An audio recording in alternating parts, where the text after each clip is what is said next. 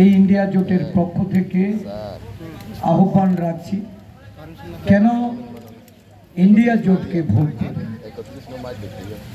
দেশে একটা অশুভ শক্তি সারা দেশব্যাপী স্বৈরাচারী শাসন কায়েম করে দেশের মানুষের অধিকার, দেশের মানুষের সত্তা, তাদের রাজনৈতিক, অর্থনৈতিক এবং সামাজিক সত্তাকে বিপন্ন করে তোলে।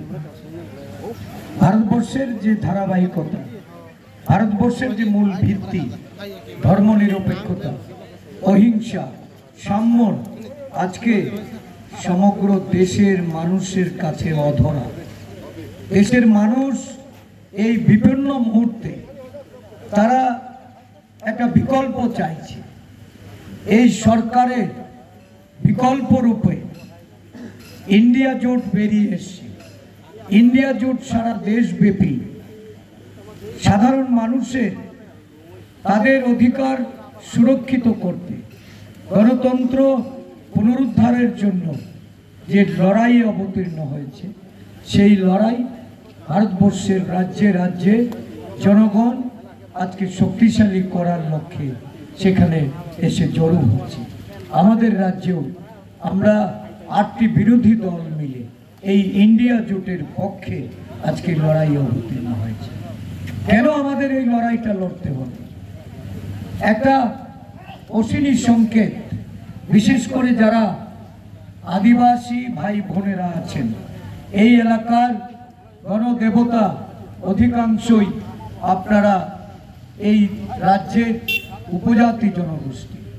উপজাতিদের জন্য যারা ভালো ভালো কথা বলেছিলেন, উপজাতিদের উদ্দেশ্যে যারা প্রতিশ্রুতি রেখেছিলেন, এটা শুধু আমাদের রাজ্যের চিত্রই নয়, সারা দেশে আজকে আদিবাসী জনগোষ্ঠী তারা শুধু উপেক্ষিতই নয়, তারা নানাভাবে অত্যাচারিত। তাদের প্রতি অবিচার চললেও এই দেশের সরকার তাদের কোনো কর্ণপাত হয় না।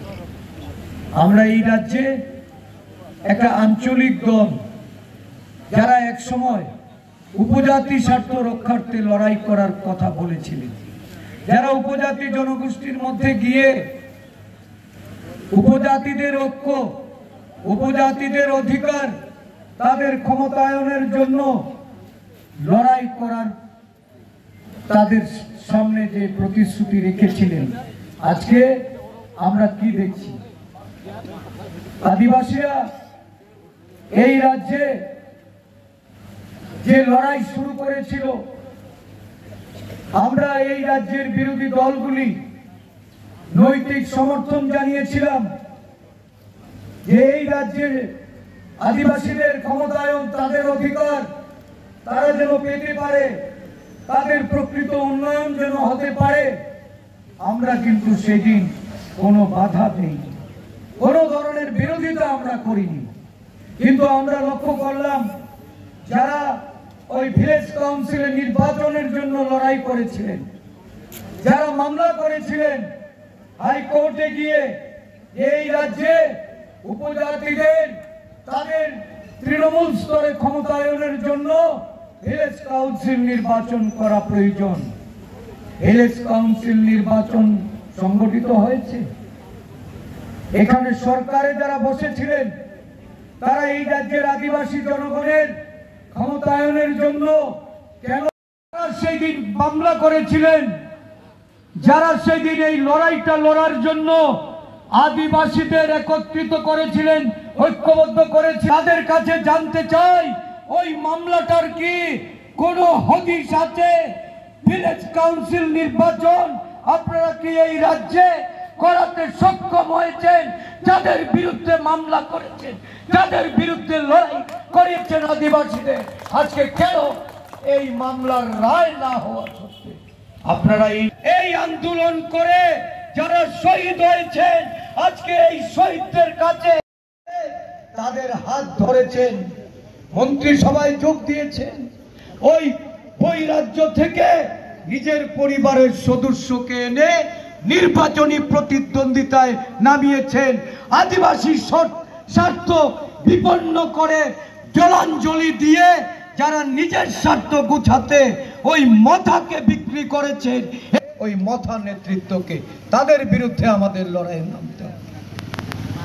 ইন্ডিয়া জোট দেশের দলিত সমাজ, আদিবাসীরা, সংখ্যালঘুরা, সমস্ত অংশের মানুষকে ঐক্যবদ্ধ করে এই বিভেদকামী শক্তি রাজ্য সরকারের লেজুর ধরার কারণ কি? অর্থনৈতিক লেনদেন।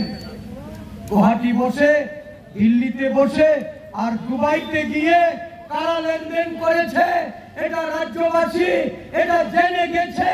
অতএব এই অবৈধ লেনদেনে উপজাতি স্বার্থকে যারা বিক্রি করেছে তাদেরকে কোনোভাবেই ক্ষমা করা যাবে না।